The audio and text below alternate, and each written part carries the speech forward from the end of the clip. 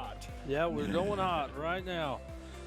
Well, good evening, everyone, and welcome to iAssociation Live. Unfortunately, we're not live, but we're going to be posting this later, so that's a good thing for you, right? You're not live out there. That's right.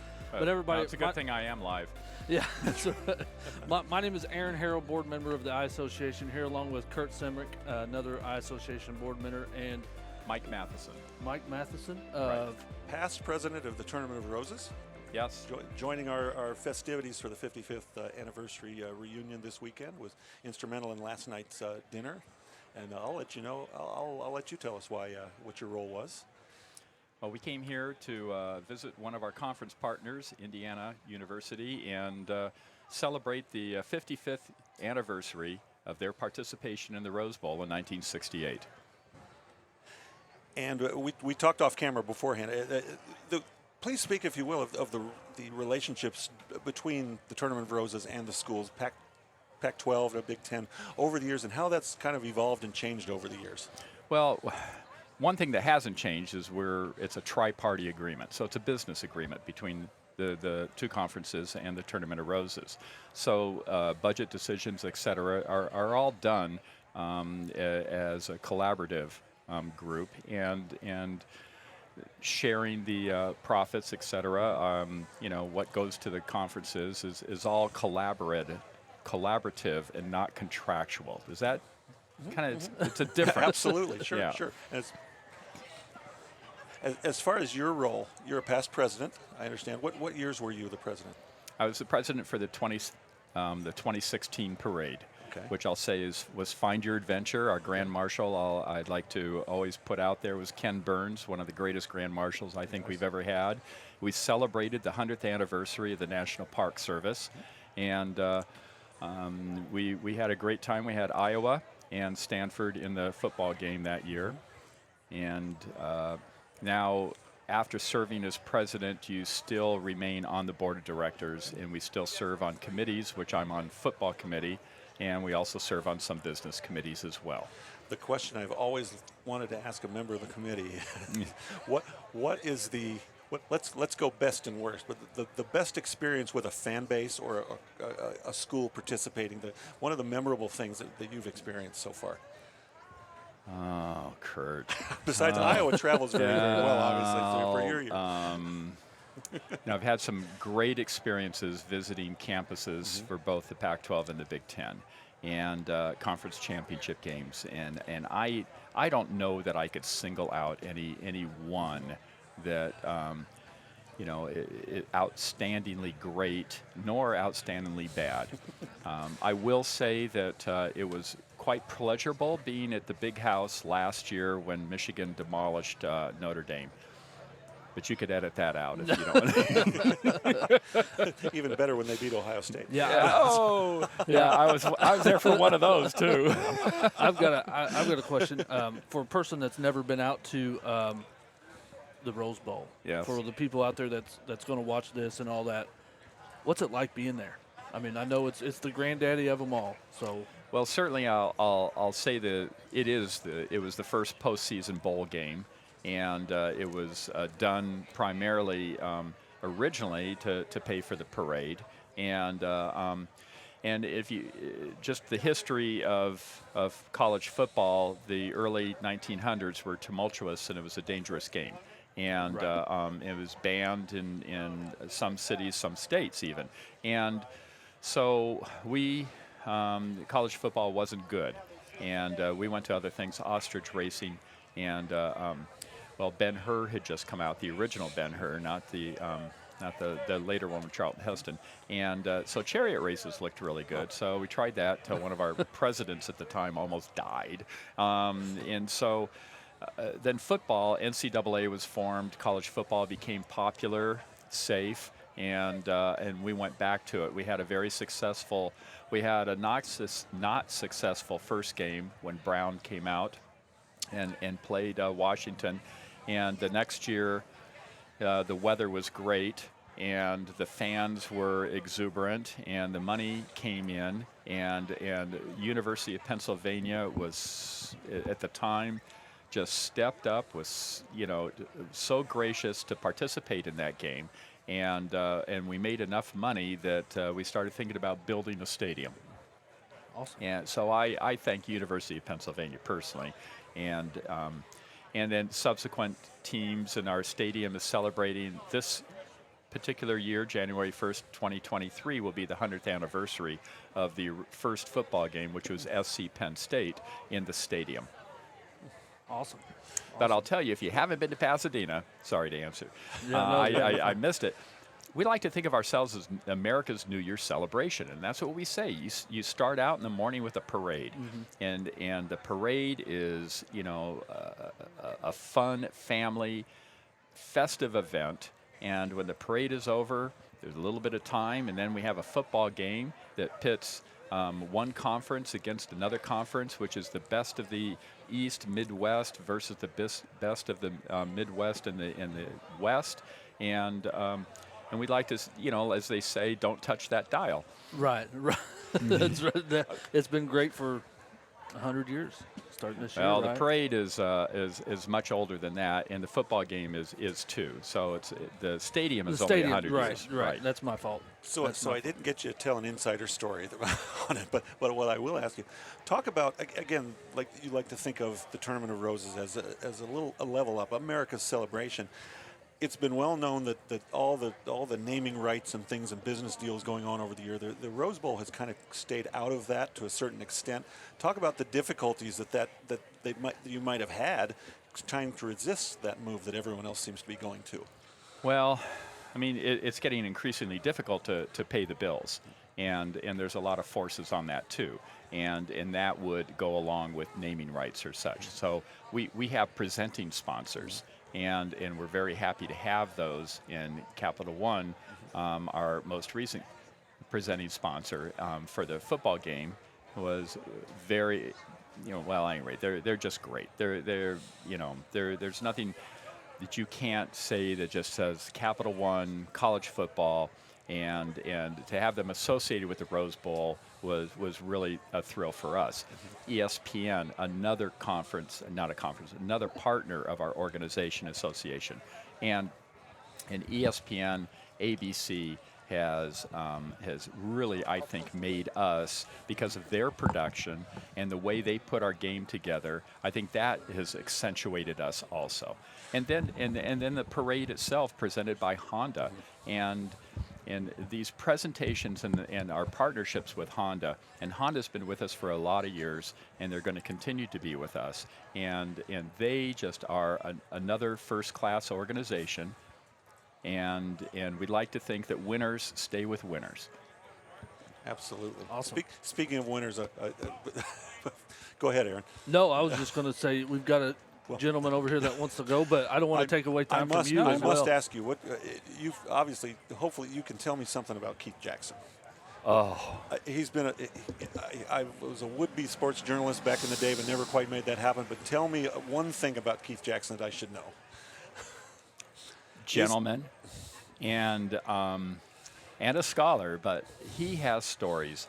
But my personal experience, I mean, we're all volunteers. And 935 of us put this on. We have a staff. The staff is small. It's like 30 people to put on the parade and the game. And sitting in a room where Keith was part of the Hall of Fame selection committee, and he was sitting next to me, and he started talking, and I had this moment where, oh my gosh, it's the voice. That's what? You know, that's a pinch me moment, right? Sure. Oh my gosh. Oh, he has been such a fan, and helped us with our kickoff luncheon, our Hall of Fame, and was not shy about doing what he could to help the Tournament of Roses. Fantastic. Yeah, fantastic. We can't thank you enough for Aaron, taking the time. my pleasure. Yeah, and hope you enjoy the game tonight. Oh, I'm sure we will. Yeah, hopefully. Thanks for kicking us off. We appreciate that. I did. Yeah. Did I kick you? No, yeah, you kicked us off. No, but no, we appreciate it so much. We're going to take a short break. We'll be right back with. We'll start with the 55th. Somebody from the 55th team. So We'll do it. Yeah, we'll be right back, everybody.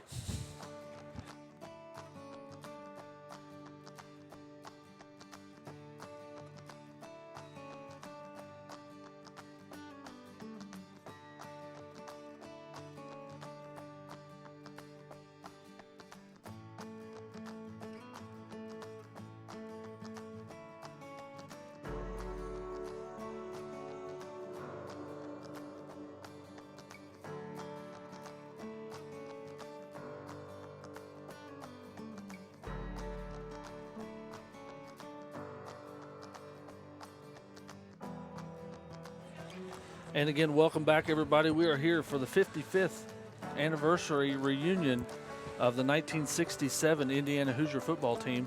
As on the bottom of your screen here, we've got the schedule, when they played, who they played, and who they beat, which was they went 9-2 that year, co-Big Ten champs. And again, my name is Aaron Harrell, Curt Simic, and we've got a special guest here, Mike Deal. Number 47 from Hobart, Indiana. 47 from Hobart. My dad played on the 45 team and Big 9 championship, and Mark was on the Holiday Bowl, and I was sandwiched in between. One of the great families of Indiana football. That's right, one of the great families, and the history here is. And my granddaughter was a softball letterman here too. So there's a bunch of Hoosiers a in bunch that of family. Hoosiers. Along Yeah. with a volleyballer with Carrie. And, Yep. and all everybody. Yeah, and for those of you that don't know, is the father-son Big Ten champs. Absolutely. Only Absolutely. father-son combo to be Big Ten champs ever for Yeah. Indiana. Yep. That's yep. awesome. Yep. What's that mean to you? Well, Let's it's start there.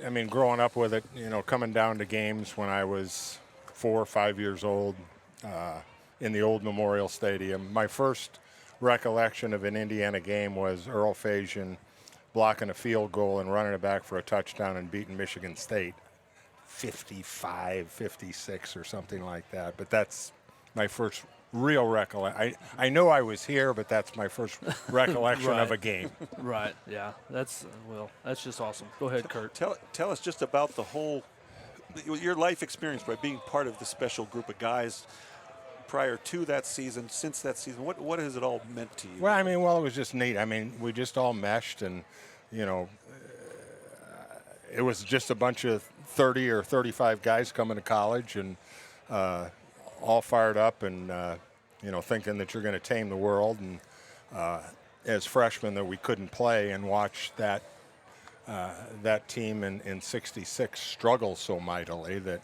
it was okay. We don't want to be that way, and they were close in a lot of games, but it was just one of those magical kind of things where we kept winning, and then we won again, and then we won again, and it was just amazing. Yeah. I mean, as again you can see on the bottom there, beat everybody, beat Purdue 19-14 there on November 25th. Yeah. But Curt, go ahead. Some of the things that we've got to plug the book that Mickey Maurer wrote, Cinderella Ball, the story of that right. team. Of course, a lot of great stories in there. Do you have anything memorable about that? Maybe something that the average fan would be interested in, maybe behind the scenes kind of thing. What made that group go? What made them mesh? I think it was just the camaraderie that we had. Whether it was black, white. Didn't make any difference. I mean, we were all buddies. My road roommate was Nate Cunningham, who I played behind as a sophomore. I was on special teams. Got to play a little bit when Nate got tired, but he's passed away recently. I mean, it was just a group of guys like that didn't care. Just we're friends, and still friends today. Seeing everybody 55 years ago. It's amazing. Well, you don't win as many close games and with a lot of second half comebacks like you did without that closeness. No, certainly. no, not at all, not at all. I mean I played on defense, but the defense kept us in games, but the skill guys won the games. Harry, John, and Jade. Without Harry, there is no Rose Bowl. It's as simple as that. They talk about the great players of, Vaughn Dunbar and this guy and that guy and that kind of thing. But without Harry Gonzo, there is no Rose Bowl. I mean, it just wasn't. I mean, he was the glue. My God, he was the quarterback and he returned punts. I mean, it shows you what a tough guy he was. And Jade was Cooper Kupp in today's world. Right. It was just something else. And then, the defensive guys that played in the NFL, Doug and Snydecki and, of course, Terry Cole. Terry, Yeah, just so many of them, so many. We'd be remiss if we didn't ask you to share a memory or two about Coach Pont himself. Oh, geez. He was my first real, I mean, of course, obviously got to know him. He recruited and things like that. And at halftime of the first game, we were getting beat by Kentucky, I think 12-0. and he came in, and I think he set the tone right then, was that the year before was not going to happen again. And in those days, you watched the first quarter and a half of the first half on 16 millimeter tape. And we were watching that tape. He grabbed the projector, threw it across the room, hit the wall right in front of me, shrapnel going everywhere, and he said, "This is not happening again," and walked out, and it didn't. But I think that, to me, that set the tone, and that was. And then another thing in those days, there was a bunch of married guys on the team, and we had, sort of our own group. I wasn't married as a sophomore, but I got married as a junior. And in order to get married, you had to go into Coach Pont's office and ask for permission. I mean, you just couldn't go off. You just couldn't go off and get married. No, and he better know who you were dating and that type of thing. But I remember going in there and, "Coach, I'd like to get married." And, "Who are you getting married to?" I says, "Nancy Hart." And he says, "Yes, I know her. She's helped in recruiting."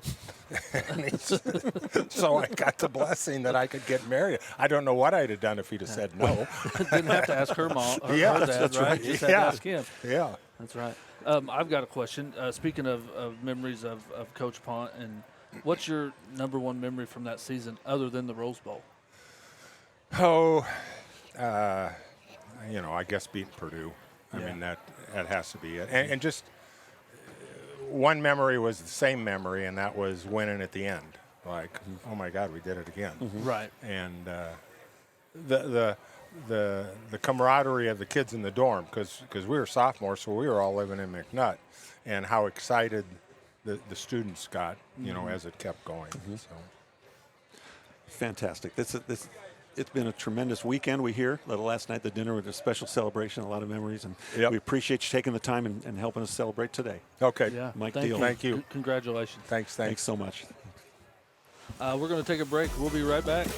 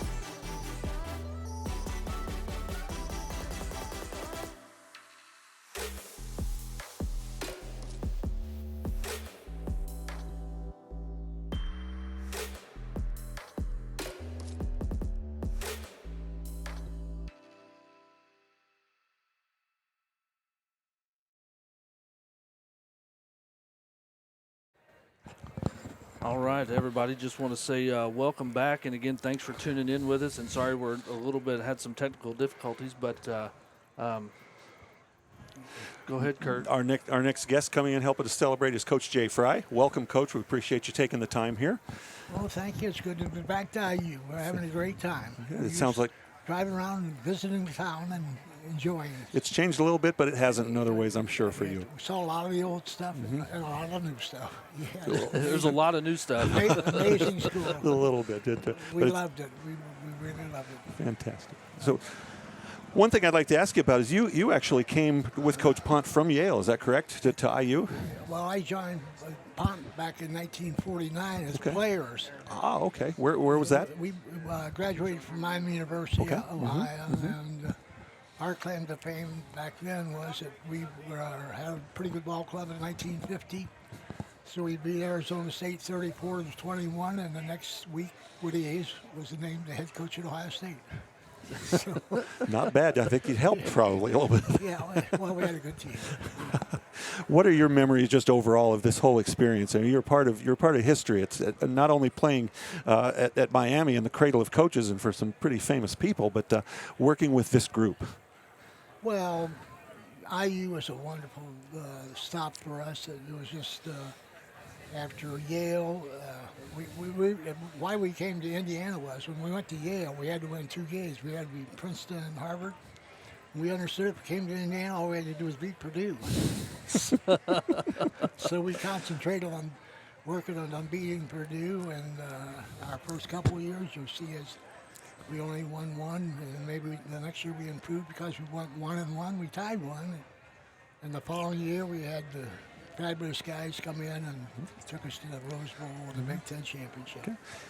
Really amazing group of boys. Yeah. What was your role? Young men. What was your role in coaching staff? I was the offensive line coach and offensive coordinator. Some pretty good guys on that line, and Oh, some of them are here tonight. Yeah, they are. Yeah, unless we lost some real good ball players over the past. When Harold Marlowe announced yesterday the history of the Rose Bowl team, and myself, I'm the only living coach.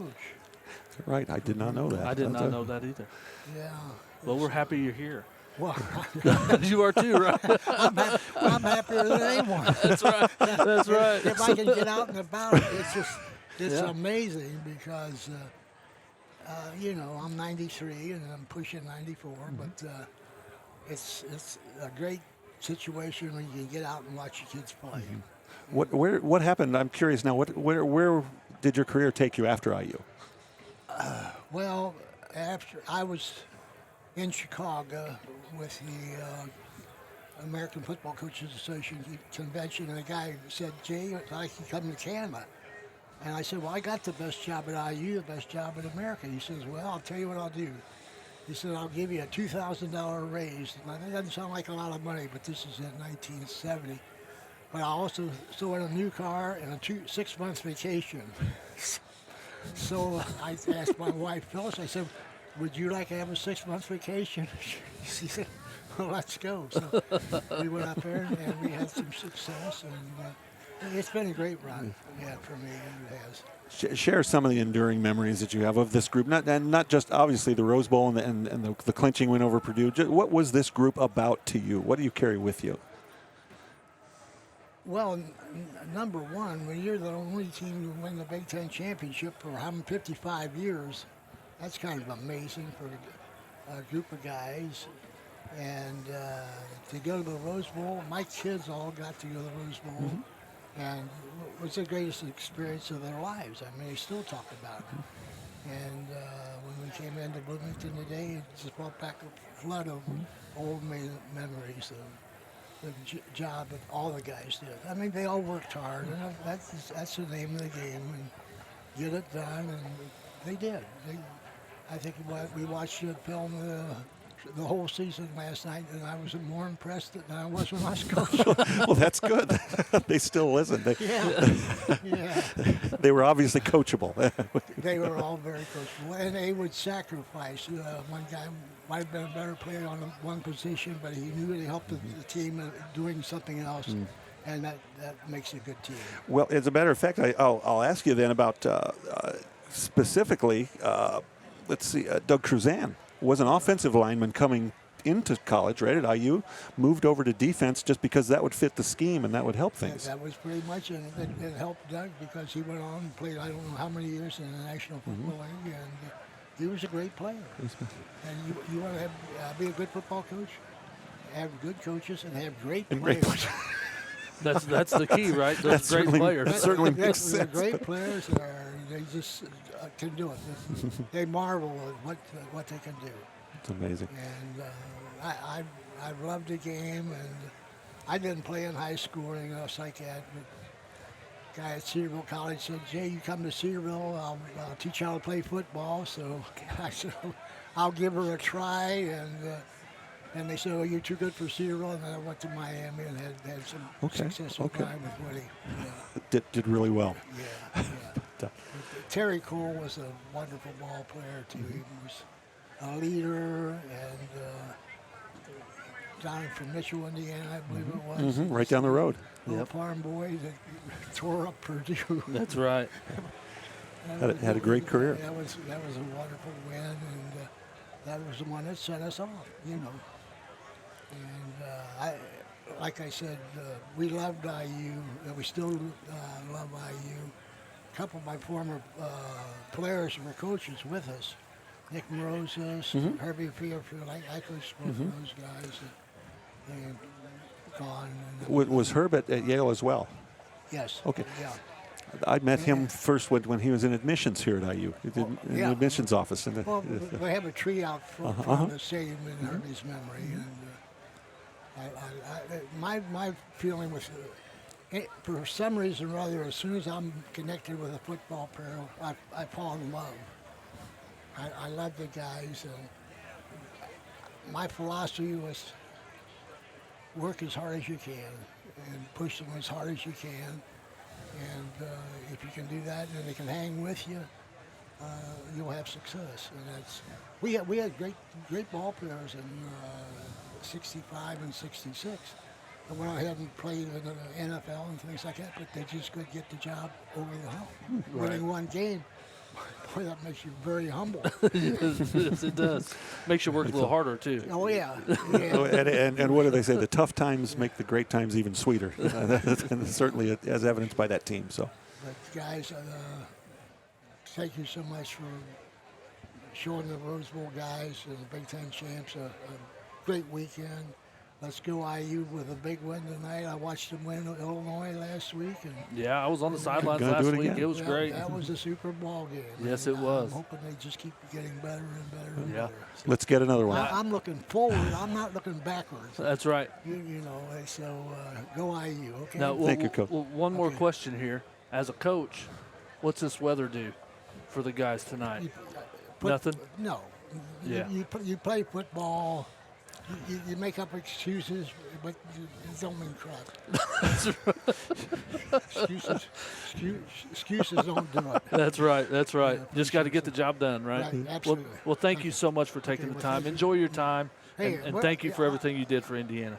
One thing before I stop, I was a little hungry today. I went to a Japanese restaurant down the road.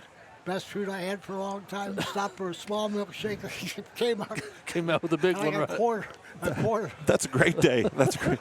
What a day! And after we win this ball game tonight, it'll be that much greater. Go get another one. That's Coach right. Fry, thank you so Yeah, much thank for you being so here. much. Good to see Appreciate you your guys. time. Yeah. Honor to have you here. Yeah. Okay. Yep. And we're going to take a break as we get somebody else over here. And again, thanks so much for tuning in. We'll be right back. I think.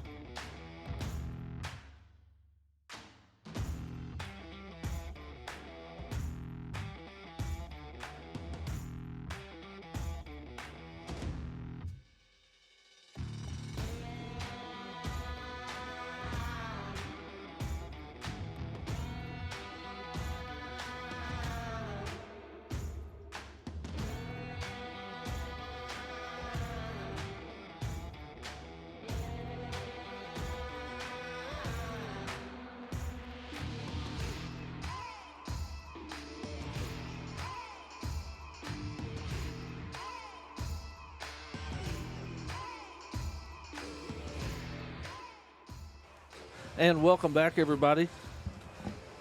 Curt, go ahead. Eric Stolberg, thank you for coming in out of the rain for a moment. Yeah, and my joining pleasure. us. Yeah. Again, celebrating this special group. We've heard so many stories about what makes them go, why people come back, and why is this group close. What's your take on the whole experience being a part of a historic time at IU? Well, I'll tell you one thing that drives me is that, you know, when you're a part of a season that we had, and you're a part of a championship team, won the Big Ten, and we're able to go to the Rose Bowl, that is a soulful, binding experience. I mean, you know, it just binds guys together forever. Forever. And so when we do these Rose Bowl reunions every 5 years, it's so wonderful because we all just revert to type. You know, we go right back to where we were, same dialogue, same kidding. You know, it's just like it never changed. And I love that about it. I just love that about it. Because, you know, hey, no kidding, we're all getting older. So, you know. You're right. We are all getting older. What's some of the best memories of that year? I know it was beat Purdue, beat everybody. Yeah. Only lost twice, Yeah. and I finished season 92, ranked 4th in the country at the end. Oh yeah, and I mean, you know, I was telling somebody else earlier today. It was like we were just playing. Honestly, you know, as sophomores, we didn't know. You know, we were just playing, and we kept going through and we kept winning. You know, we won 12-10 in the first game. We won 18-15 in the second game. We weren't blowing people out, let's face it. I mean, it was a close game, but we were winning. So we knew we had some character to be able to win in these close games. And then we went and beat Illinois and beat them pretty soundly. Yeah, and I see you beat Arizona pretty soundly as well. Well, we beat them up. I mean, that was great, man. They were talking trash before the game, like they thought we were overrated, and we just punished them. So I love 42-7, I think I have on the screen. But here. the Iowa game was the game where it turned on me because, you know, we were potentially going to lose that game, and so we get in the huddle and you know, Harry doesn't even tell us what's going to run, but he and Coach Punt decide they're going to do a fake field goal. So I'm like, I don't even know it. I'm split out wide, and I was like, what? You know, and it was done so well. It was perfectly executed. And we went down. Harry got tackled on the 5-yard line. Next play threw a 5-yard touchdown pass to my good friend Jade Butcher, and we win the game. And I thought after that, okay, now this is something really special. Right. And then that gave us so much confidence.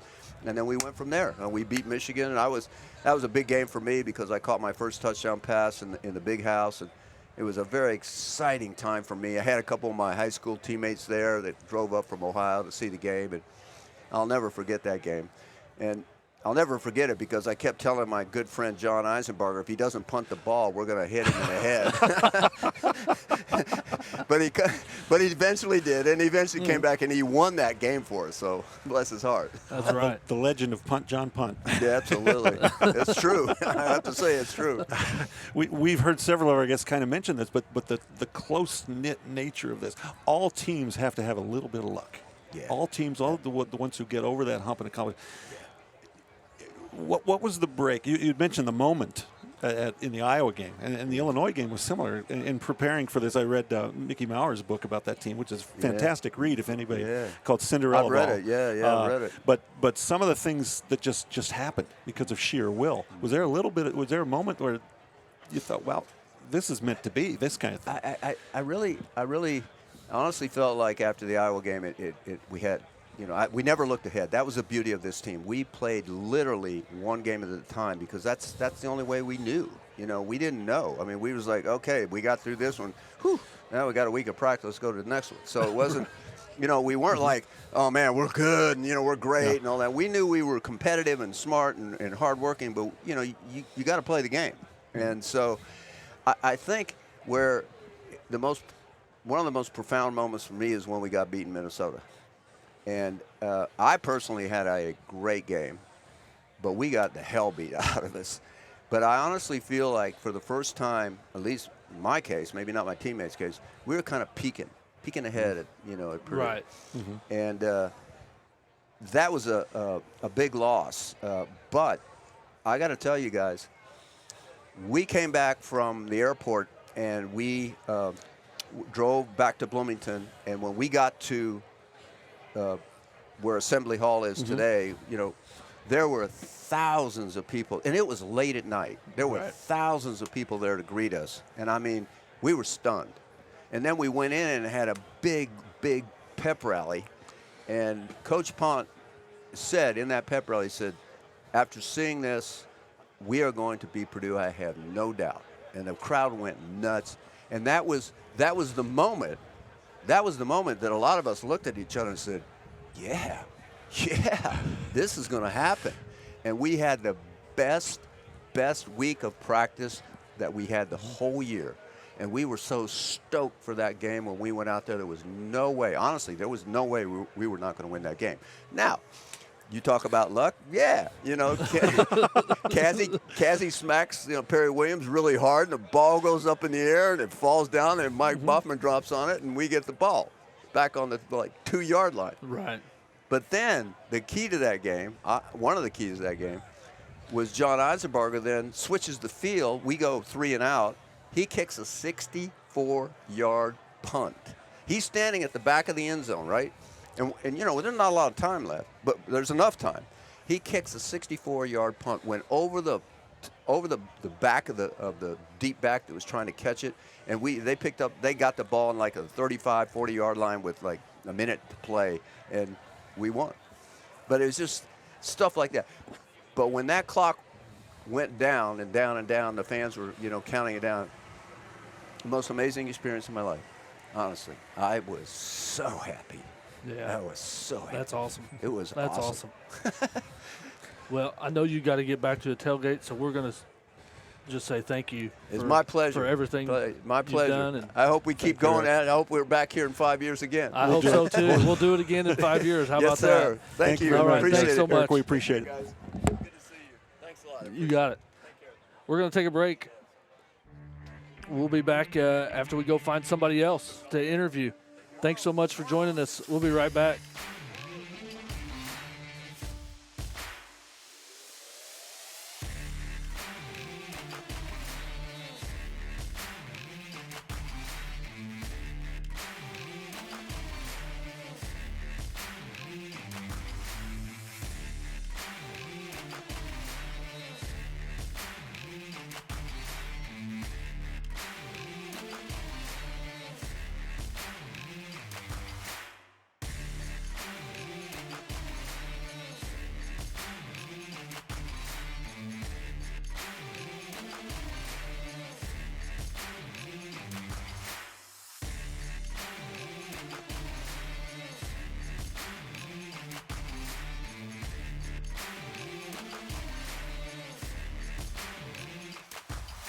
Book, so I prepared myself. Oh, yeah, And again, everybody, welcome back here for Eye Association Live. Again, my name is Aaron Harrell, board member, here with Curt Simic, board member.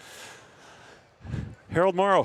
How are you, Curt? Number 51, Western Pennsylvania. Yes, sir. And instrumental in not only these reunions year after year, but Varsity Club, Eye Association, IU in general. So it's such an important figure for us to be able to do some of the things we do around here. We appreciate you joining us here. Thank you. You've had several of these and have been instrumental in keeping this group together. Why the whole thing? What's the one thing that keeps this group going and maybe that motivated them? I think it's the bond that we all have. A lot of us at that time in our lives didn't join fraternities, so our teammates became our fraternity, actually. Right. And that's why we have that such close bond. And then we had a mix of older guys that came back. I should have graduated in '66 and was lucky to have knee surgery or not, but it didn't hurt as bad. They come back and play in '67. A lot of guys didn't get to do that. I think Bob Russell, myself, and Kevin Duffy were the 3 guys that got to play an extra year on the team. So that was good. And, that's when they had the Skyriders. They came around, and we were voted in last place. And that didn't sit well with us, so we had those posted on our bulletin board in the locker room, and it gave us a lot of incentive. And, we worked hard. Coach Pont visited a lot of schools in the South, and we all thought we were on a track team because he said we got to be fit and trim for the 4th quarter. So myself and Steve Applegate, who was the other center, we probably were the 2 smallest centers in the conference at that time. I think I played with my uniform on was about 207, and Steve was about the same. I will ask you the one guided question I'll ask you. Yes, go ahead. At Illinois. Yes. And Harry's next.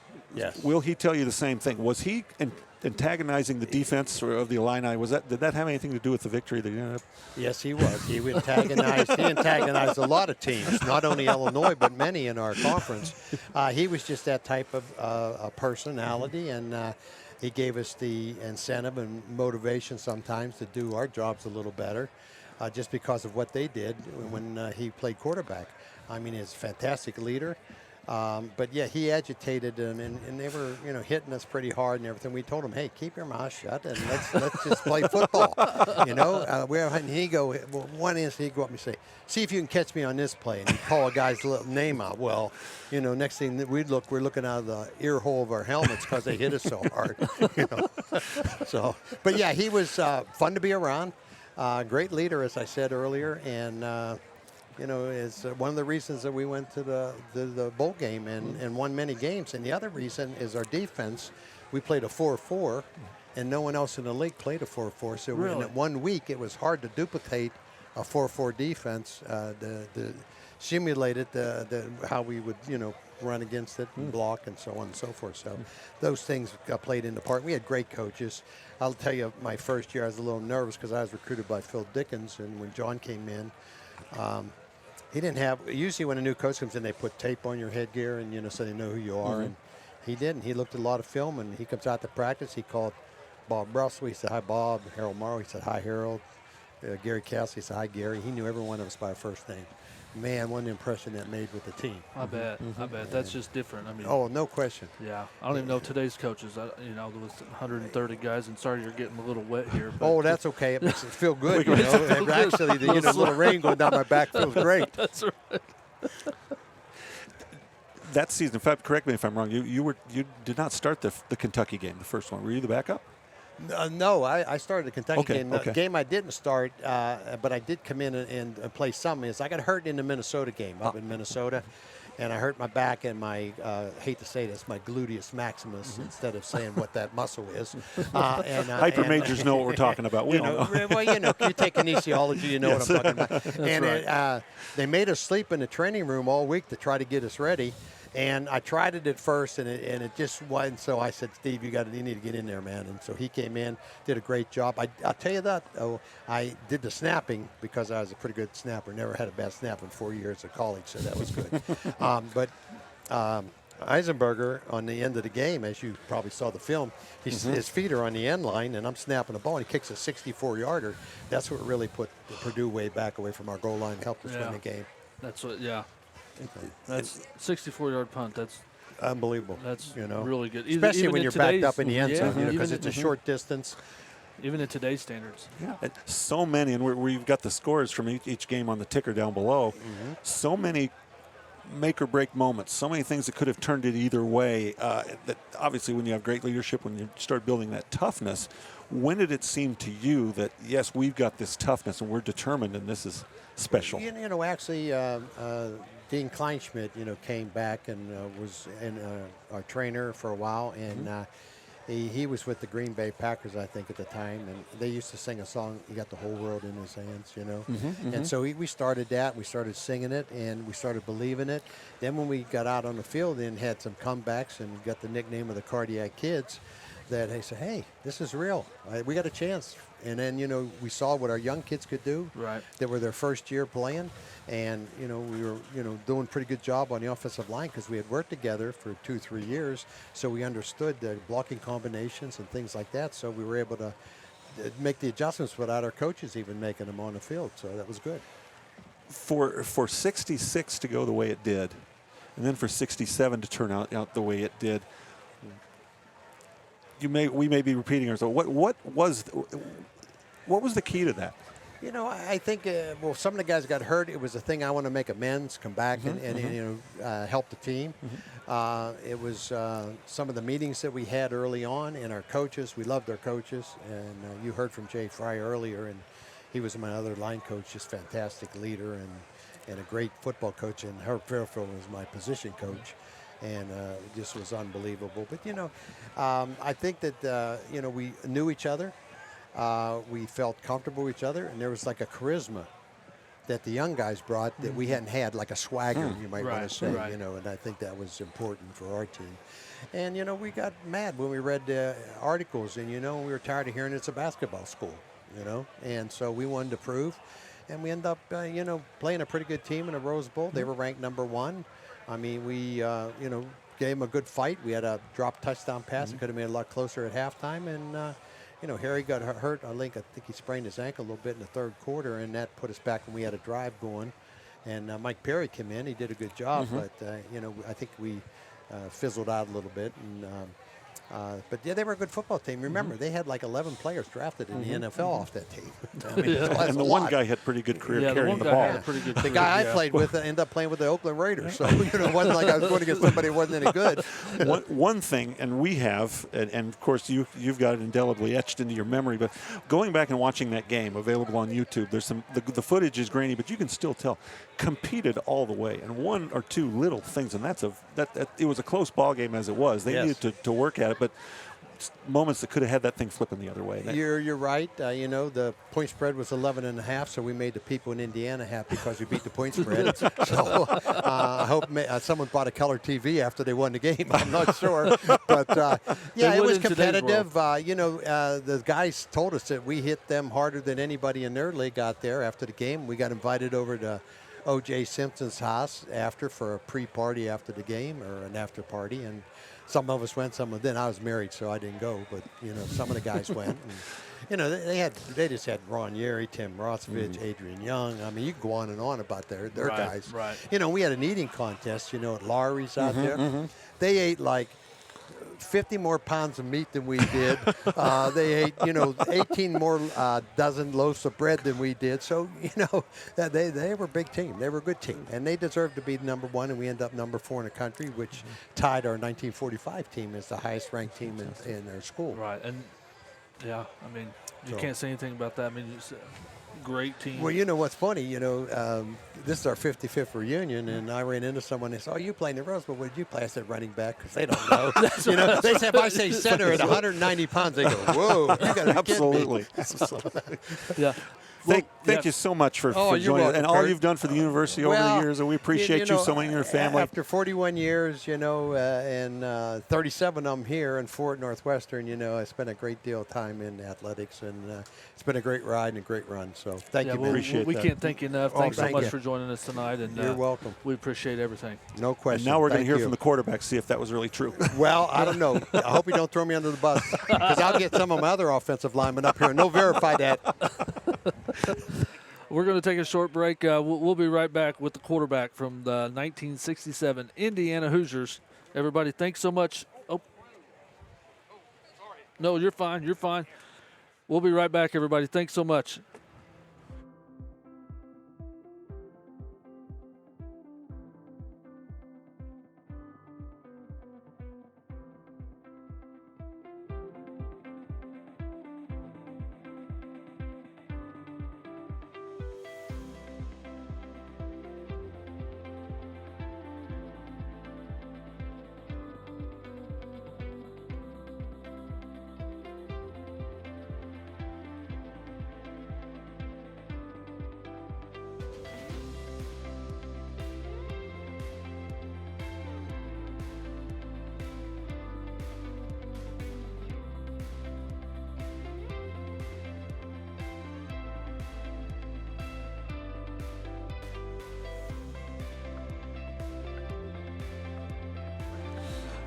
And everybody, welcome back here to I Association Live. But again, sorry, we are not live right now due to some technical difficulties.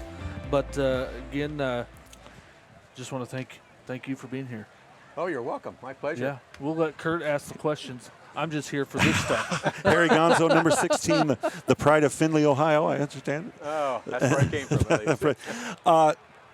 Tell us what this all means for you. Well, it's just the- wonderful to catch an opportunity to sit down with your old friends that you shared a great common experience with, and see how their lives are going. And Yeah, put move your it up mic a little. there. Oh, there you go. There Okay. you go. Sorry. And no, just to reacquaint people and see how their lives are getting along, and obviously recount an awful lot of good fun, a lot of laughs, and some cries here and there about the lost games, whatever. But it's been a real treat. One of the things that most everyone we've talked to in connection with the team described you as an ultimate competitor, and the edge. Without you, there'd be no Rose Bowl. Just the competitiveness and the leadership on that. I don't know where that came from. I had some experiences early on in high school where things didn't work out quite well, and then I wanted to go and play quarterback for Indiana. And so I signed up, and then I go into the locker room and see the depth chart on the wall, and I'm listed as third or fourth team running back. And so I start crying and say, I came here to play quarterback. And so the coach very lovingly put his arm around my shoulder and said, okay, little buddy, we'll give you a shot at quarterback. And so I started out as fifth team quarterback against John Eisenbarger and a whole bunch of other really outstanding quarterbacks. But I had the benefit of an outstanding high school coach that taught me some good traits and tricks and opportunities to develop. I enjoyed playing football very much. We talked off camera. This is kind of a confidence that you exuded. Sometimes went across the line, and the confidence was shown to the members of the opposing defense. Yes, I've been accused falsely, of course, of inciting a riot and doing that kind of stuff. But no, I remember when we had apparently an all-in fight between the defense and the offense in a football game, and I had to run over to the sideline to get my jacket to cover my number so I wouldn't be a target. Oh well, it was a lot of fun, and I was very proud of being able to play with these guys and just acted just sort of normal for me, at least. And the common question we've been asking everybody: what made this team? What was that thing? What made the team come? And great teams have to win the close ones. But this team won game after game after game that seemingly turned on a play or two, whether it's the second quarter or the fourth quarter.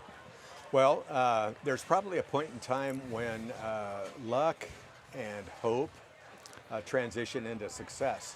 And so I remember, especially last night, watching the games again and recalling that each time that we made a decision to do something risky, we prevailed, which gave me a whole bunch of confidence that we could do it. My most memorable experience was coming over in the sideline on the Iowa game, I think it was, and we had to score a touchdown, and so we could tie it with just a field goal. And so I come up to Coach Pont and I said, hey, what do you want us to do out there? And I mean, it's just that's the way we talk together. He says, well, what do you think? I says, well, let's think about what they're thinking about. And they probably think if we line up for a field goal that we're going to go for the field goal. So let's try a fake kick. He says, okay. Just like that. Just like that. I'm sure Nick Saban does that all the time. When they kicked through the ball, and I yanked it back and then ran around the end and left us only 3 yards to score the touchdown. It was just a story like that. It was just real loose and easy, a lot of interaction, a lot of trust between, especially me, I can speak on my own behalf, and the coaching staff and the players. And we just loved it. And you get the momentum when you have a win and you enjoy that. You think you can do it, and then you start to feel, boy, we got to make this happen. You had a great mix of youth and leadership. When did the youth become? I assume that they were bought in. They were fired up. They followed the leaders and all that. When did the youth kind of wear off? Well, was there a certain moment or a game on that one? I think that there was a blend. Look, Kenny Kazmarek, one of the leading guys, interception in Illinois to help win that game, and a variety of the other seniors. But really, the freshmen, the sophomores, were talented. But the vast number of athletes we had on our team, both defense and offense, were upperclassmen, and they were good. I sure wouldn't want to play against them. As a defense at least. So we just had a great balance, and I think the name positions obviously went to the quarterback and the tailback and the guys that catch touchdowns and that kind of stuff. But the heart of the soul, I think, was really in our defense. That's awesome. Describe your relationship with Coach Pont. It sounds like you were able to give and take and speak and be heard. Facing backwards, I babysat for him a long time as I was in law school and even after law school. I loved the guy as a dad, had a lot of fun with him, enjoyed his family very much. I just trusted him and as like a father figure to me. And a tremendous coach in my mind, of course, and it's too bad that we had the problem in subsequent years that led to his no longer being coach. But he was a great man, a great friend, and a great inspiration for me.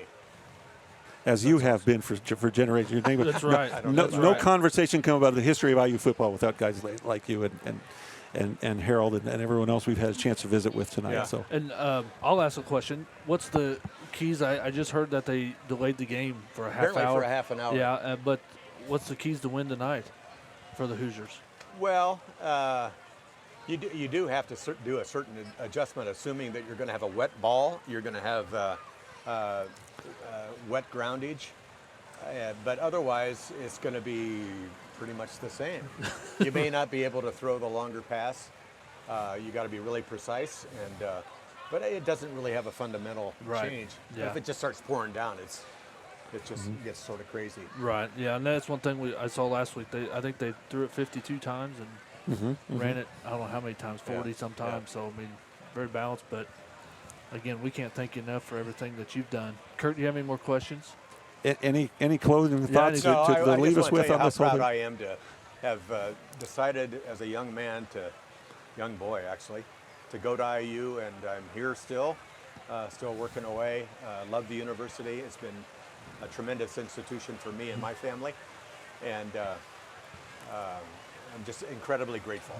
We appreciate your service beyond the field and Okay. trustee and everything you've done for this institution that we all love. So thank you very much. Great. Yeah, Thank you thank very you much. so much for Okay. everything. You bet. Thanks a You lot. got it. Enjoyed it. All right. Great. Thank you. We're going to take a break. We'll be right back with the next member of the 1967 Indiana Hoosiers.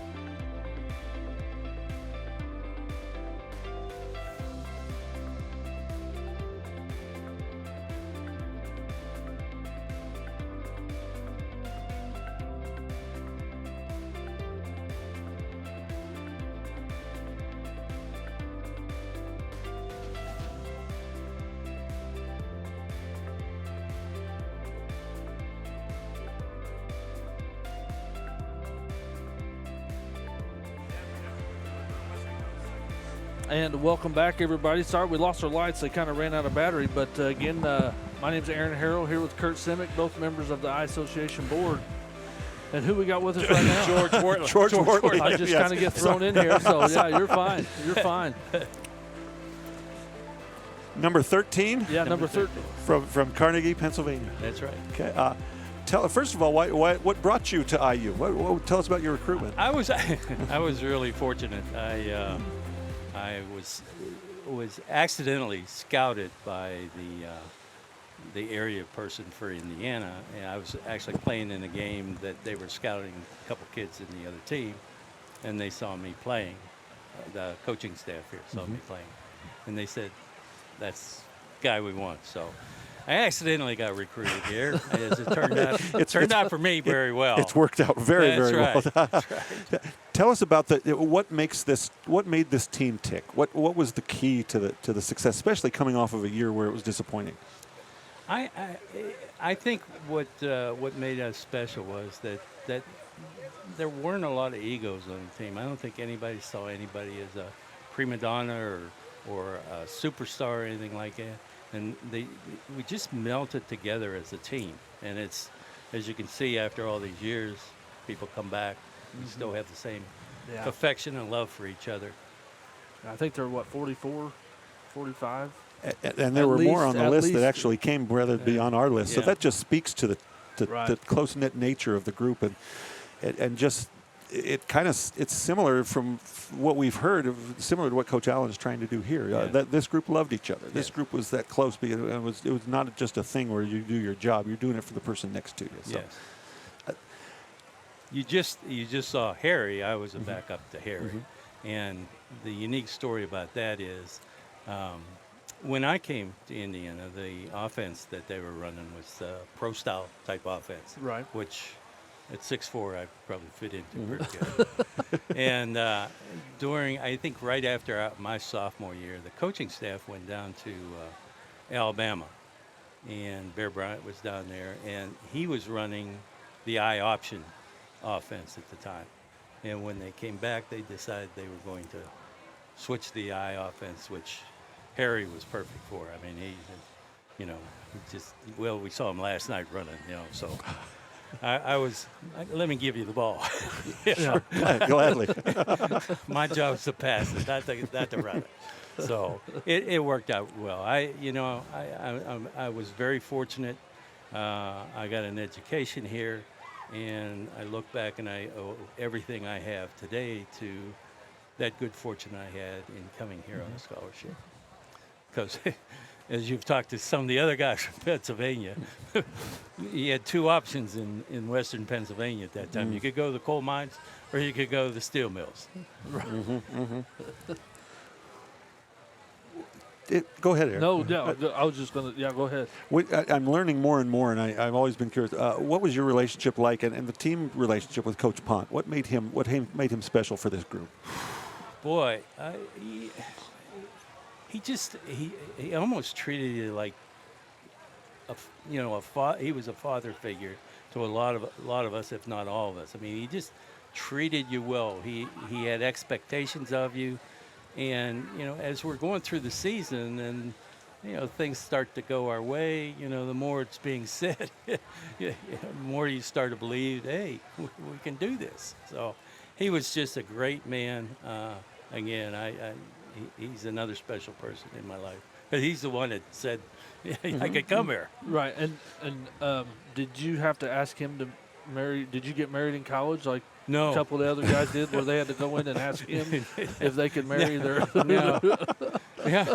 You got lucky and didn't have to ask that question. Yeah. The only good story I remember about what happened to Coach Pont was Kevin Duffy and Kazmarek and Brown Marks one Halloween went out to Coach Pont's house, and they had a white sheet on, and they had a pumpkin on their head, and they went into Coach Pont's house. That was one good story.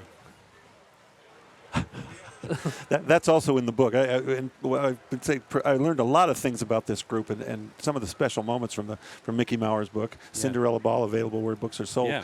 Kind of plug it, right? And it seemed like the level of care that may not have been typical back in those days with the old school feel was definitely something Coach Pont brought to the table. Yeah. And it was truly a family thing. Yeah, it was. It was not unusual for some of the guys to be out at Coach Pont's house and, having dinner or whatever it might be, just going by to say hello. So.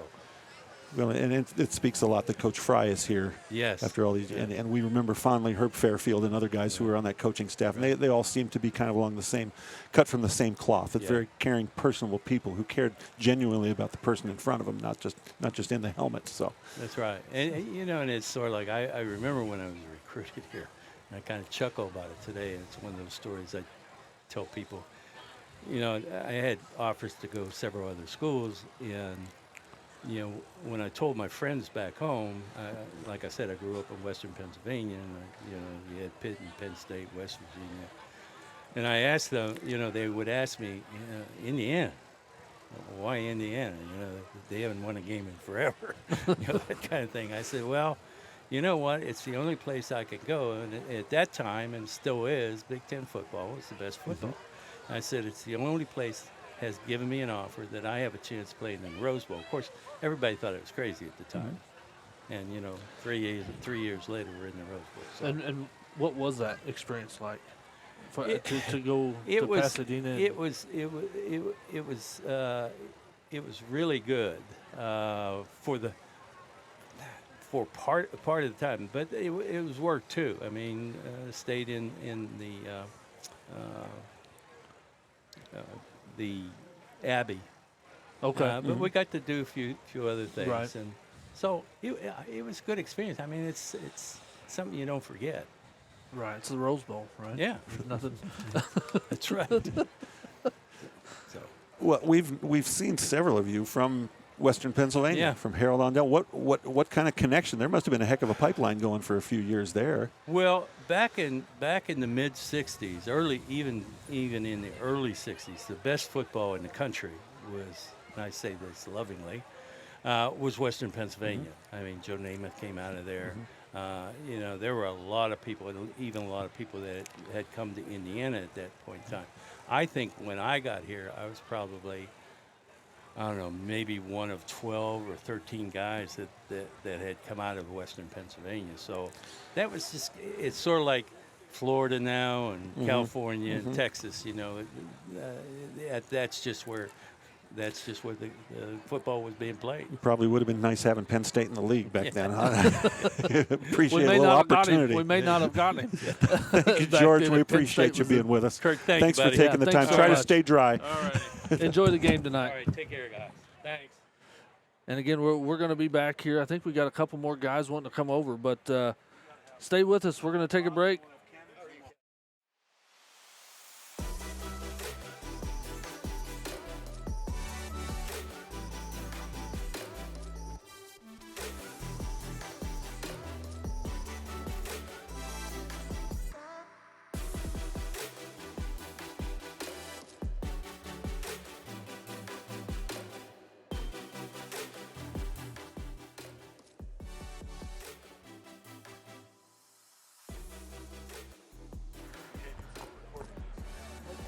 And again, everybody, welcome back here.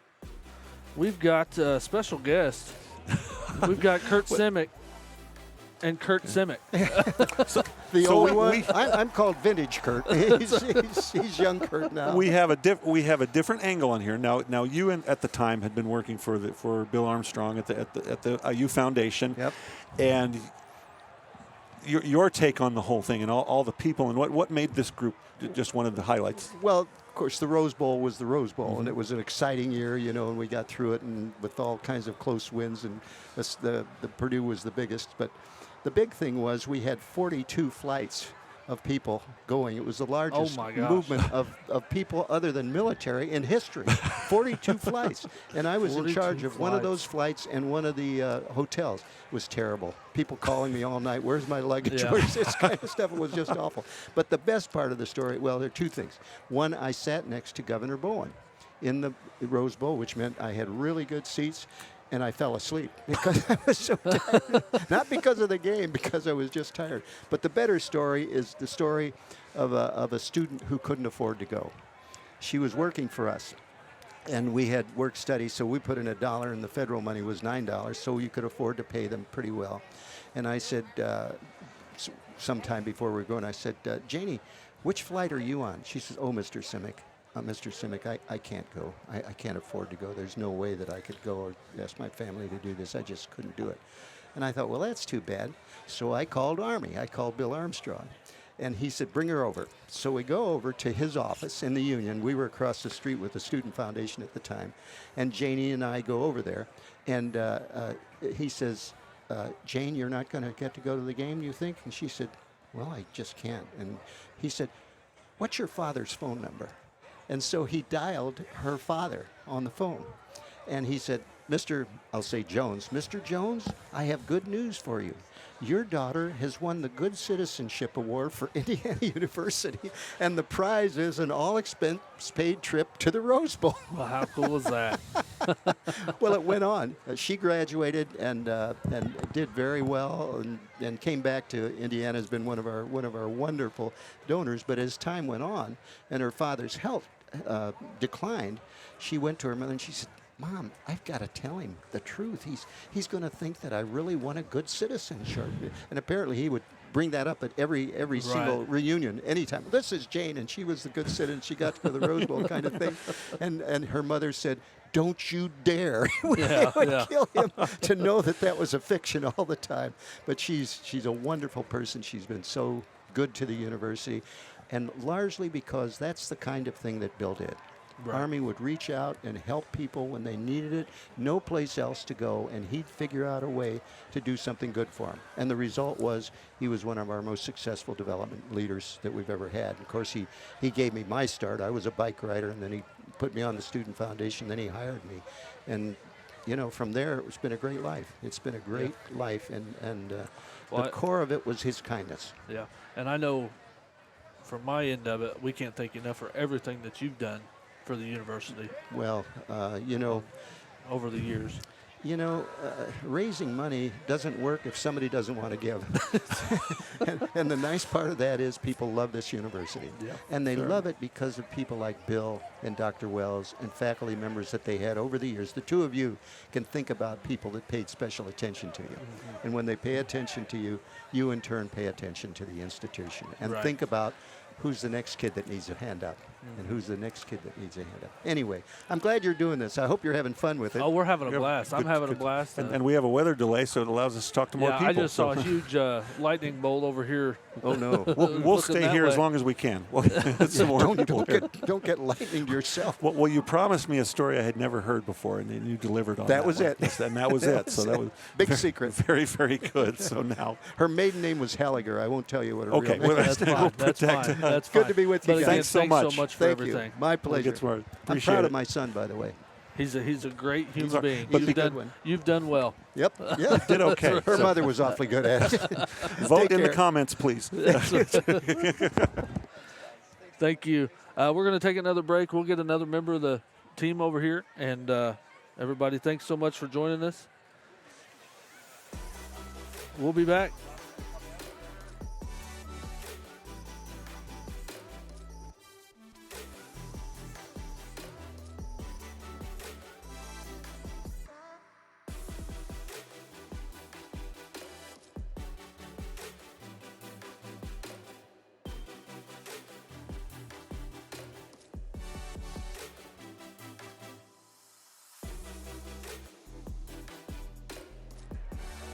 And again, everybody, welcome back here to iAssociation Live. Again, my name is Aaron Harrell here with Curt Simic, and welcome in Bob Monahan. How are you? I'm just fine. I'm anxious to see a victory today. We are too. I heard they just delayed it about a half hour. Yes, so we're about 15 more minutes. They ought to be ready to go. Well, they should be out on the field. Well, I just saw lightning. 8:15. So. Yeah, they're not going to do anything with the lightnings in the area. But again, we're here. We're covered up. We're dry. Well, sort of. I'm not going to say we're it's dry. It's actually not too bad. But Bob, thanks for taking the time. We appreciate you and your teammates. We hear that the event last night was great, and that your group always has a lot of fun. We hear a lot of stories on that kind of thing. So. Well, yeah. We've got some characters, especially in that the classes ahead of us. That senior group was exceptional. So linebacker. From Whiting, Indiana. Technically Hammond. Okay, Hammond. It's all the region, though, isn't it? Whiting was our rivals. Okay. Hammond, Clark, we were about a mile apart. Okay. I see Clark next to your name. And here. Clark is no longer there. Yeah. Well, there's a lot of schools no longer there. So, part of a defense that has been acknowledged by everybody we've talked to as the one that really was the solid competitive group that really drove that team and gave them a chance in every game. Yeah, we had some nice seniors on there, some nice leadership. Your impressions after all these years, what do you still carry with you? Obviously, this group is very tight-knit, and that speaks to the togetherness that you had that propelled you to the championship. But what's the thing about this group to you? Well, there was a cohesion that was built. I think Coach was involved with that. I think Dean Kleinschmidt was involved in that. Well, that probably got mentioned. Oh, yeah, it did. And so there was some team building going on. All the assistant coaches were great guys. I mean, they pushed you, but they were concerned about their players, and they were wanting to get the most out of us. So it was a fun group to be around. And obviously they did 9-2 on the year. Yeah, that was. I think John Pont. He sensed he had something there, and then he worked on it and built it. We got Harry, making his Kazmarek on defense. I mean, the list just goes on and on and on. There's probably 20 guys that are keys to what happened. Brown Marks, Mississippi guy. He was 16 when he comes to IU. The year we went to the Rose Bowl, I think he turned 18. Wow. And he was a junior. And Brown, he and I shared a position. And right off the bat, he gets injured, pulls a muscle or something, and he can't play the first 2 games. So I got the start at the first 2 games. And then I was lucky enough to get double teamed in practice and broke my leg. Is that, I was going to ask, which game did that happen in? And Brown steps right back in. So it was we had some depth, and I think that helped too. Yeah. But the group was great. I loved getting back. I got back in time. Warren Ariel was our trainer, and Warren. He said, "I'm going to strap your leg up from your toes to your to all the way up, and we're going to get you ready to play again." And he did, and I was able to get back into the game again. But I mean, it was quite an honor to be in that game at all. Right. It was fun, and it was fun. The guys. The one thing that has been the common thing was how good the defense was. I mean, I've heard that from a couple people. Yeah. Was the defense was. Well, you go down Dave. There's a good. Michael Maurer wrote that book, and Michael did a good job of expressing. You can see one game. Kazmarek makes 3 big plays. Cornoa, another game, he makes 3 big plays. Boffman is falling on fumbles in the end zone to recover. And it just goes on and on and on throughout the defensive team. It was just kind of a miracle because I was there the year before. I mean, we were getting chewed up pretty good, and so, but the coaches were responsible for a lot of that also. And, they had us going and geared up, and it was a fun group to be with, and things couldn't have turned out any better. And obviously still is. Oh yeah, it's 55 great. years later. Yeah. We had some trying times, but but things just kind of worked out. Excuse me. It's like when you needed to stop somebody. Well, somebody in one of the defensive linemen sticks his nose in, and the ball pops out. Right. And then the guys are jumping on it. Yeah. We could easily lost probably 3 or 4 games, besides the one we did lose. So. And like we were talking about earlier, if you watch the Rose Bowl game. Right. One little thing could have turned that whole thing, but the constant was the defense giving you a chance time after time. Yeah. And that was exciting to be part of that. I was coming back in off that injury. I didn't know if I'd even get to play, but I did. And that was an honor to be called out there and chasing OJ around. He's a pretty talented guy in his own way. We'll give him a little. He's a pretty talented guy. So I had an enjoyable experience. and I just wish I would have been healthy for more of it. Right. But you take what you can get, and so and I got a Cornoa. Dave Cornoa. I don't know. Dave's not with us today, but Dave was not a big person, and he was our safety. He had been a quarterback when he got to IU, and Dave was hit in the second quarter of the Rose Bowl. Dave probably got a concussion, okay, and he played the rest of the game. I don't know how he did it. He probably didn't know where he was. He was my roommate in the Rose Bowl. We got back. I got back to the room, and we're after the game, and Dave's sitting on the edge of the bed, and Dave says, "Bob," says, "What, Dave? Did we win?" Yeah. And I said, "Yeah, Dave." No, I said, no, Dave, we didn't win. We didn't win. No. He said, "What was the score?" 14-3. How did we get to 3? You kicked. You kicked a field goal, Dave, in the second quarter, and that's how we got to 3. Upon which I notified the trainer, and I said, "Somebody needs to go see Dave." Yeah. Yeah, but Dave was a peach of a guy. Great arm, great guy. Yeah, that's a great story. Oh, it's a great. Yeah, you don't get. I can repeat that one forever. There's a couple out there you probably can't. No. We'll keep this behind us in the tent. Some of those. That's right. We'll leave that over there. Bob, a pleasure having thank you you back. so much. Thank you, guys. Appreciate it. Thank you. Bye bye. And again, we'll be right back with probably our.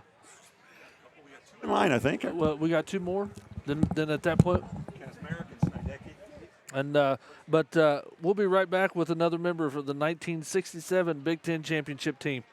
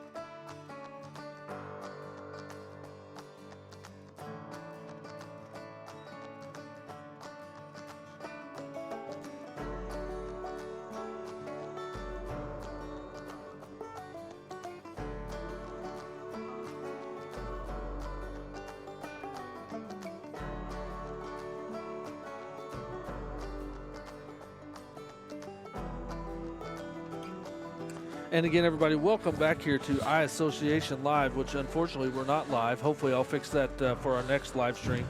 But again, thanks so much for taking the time and talking about that 1967 year.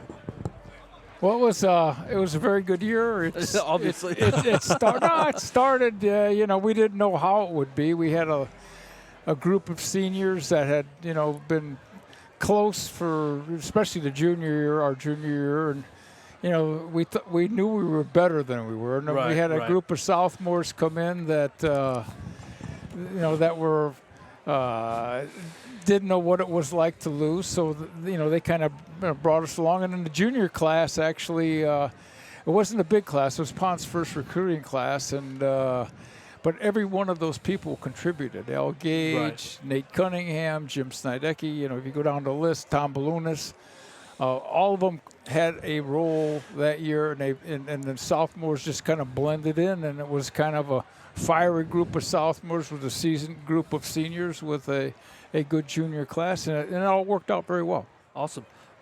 Where'd you come from? How did you get to Indiana? I came from South Bend, St. Joe. Jim Okay, Snidecki okay. and I were both South Bend, St. Joe products. I would say we were Notre Dame rejects because I had 4 other teammates that went to Notre Dame on scholarship. And we had a good football team in South Bend, St. Joe. And Wally Moore, our head coach, he knew I wanted to be a business major. And at that time, freshmen couldn't play. So he said, I looked at the roster, and you probably could start when you were a sophomore because they had the Don Krofcheks and Mel Branches were graduating. He said, you could fit right in there. So that, those are the main reasons. It's a business school and being able to play in the Big Ten. I mean, I could have gone to Northwestern or Purdue and a couple other places, but, it just seemed like Indiana was the right fit. Right, and we've heard a couple former players talk about the Big Ten. I mean, Big Ten was it. It was the Pac-8, I guess Pac-8 at that time, the Big Ten, and the Southwest Conference with Texas and Oklahoma. Right. So those were the big 3. Yeah. One common thing that we've been asking people is your impression. There were so many games that seemed to be, okay, that was the turning point. This was the turning point. This comeback, if this had gone the other way, things might not have gone. One of the games that people have cited is the Illinois game. Over there, you had an interception for a touchdown to help that one. What was the moment when you thought it all came together? Was it early in the season? Was it halftime at Kentucky? That's what we already heard about with Coach. Was it another point? There are 2 or 3 of them. One is, the victory at Illinois. Our junior year, Illinois beat us, and John Wright, one of the receivers, the last 35 yards, he ran with the ball high up in his hand. And Curt, if I didn't watch that 100 times, I watched it 500 times. I was so sick of it. So that guy wasn't going to catch a pass. Okay, I can tell you that. So, and what was interesting is Illinois had a long drive the first day. They had like 13 plays, and they got down to the 20-yard line, and then we hit them and they fumbled. And then we recovered, and then, then the momentum switched our way, and it was a game back and forth, and then I was fortunate to intercept the pass, and I think it was like 30 yards, ran it for a touchdown, and all I can remember is everybody jumped on me on the sidelines in the end zone. I can remember Pont's face rubbing against my because my helmet had come off already, and so it was one of those things where that was one of the games. I think the second game actually was the Michigan game. When we went up there, we jumped to the 20-0 lead, and then we made some pretty poor decisions, and they got back in the game. And then we had to stop them on the goal line before we went on our final drive. And stopping them on the goal line and then driving all the way down the field and winning 27-20, that was big. Okay. I was asked to ask you this specifically. You are the man who we can probably credit with bringing Gatorade to Indiana University. Tell us about that, if you would. Oh. Well, somehow we were tested. The University of Florida had the product. And so we were testing this, and all of a sudden I said, God, this doesn't taste the same. And we found out that Warren Ariel, head trainer, was putting salt pills in the Gatorade, and it was like, God. But it was. I don't know how long it lasted, but we did test it during double and triple sessions in the summertime. Even psychologically, the quote I heard is that he was a little standoffish on it because they thought that was just psychological, and it really didn't make any difference. That's the legend anyway. Yeah, I don't know what he thought, but man, I'll tell you, it sure didn't taste the same. He made sure. Huge game against Purdue. Yes. Part of a defense that just carried and set everybody up for success. We were, Purdue. There are 3 or 4 things that I really remember about. One was we hit Leroy Keys at least 3 or 4 times in the ribs with our helmets. And toward the end of the game, he couldn't even pick up his hands. So, I mean, we had neutralized him. And, and Purdue had a great team. They had a great team. So we were fortunate at the end. They drove down the field and scoot in here a little bit. and I was fortunate we didn't have a blitz call, but a hole opened up. I filled it, and thank God Perry Williams was there at the ball, and we hit each other, and then Harold Dunn was involved, and we recovered the ball, and the rest is history. Pretty good history. Yeah, it was. Pretty good history. What was the Rose Bowl experience like? It's still the biggest thing. I'm biased, but it's still the biggest thing in college football. To me, I still agree with you. I mean, it's a big game. It was a lot of work, but a lot of fun.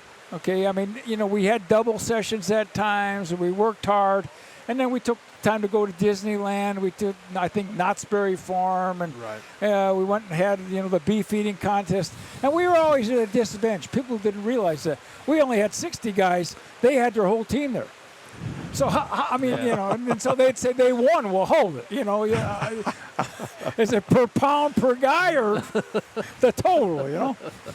But and playing out there, we on defense, we pretty much blitzed all different types of blitzes all day. And I called the defenses 90% of the time, and we knew that if we attacked them rather than they attacking us on offense, that we had a chance. And what we did is we were meeting them in the backfield, and they had a blocking back. And there's one story I'll tell you. To me, I don't know how it happened, but it did.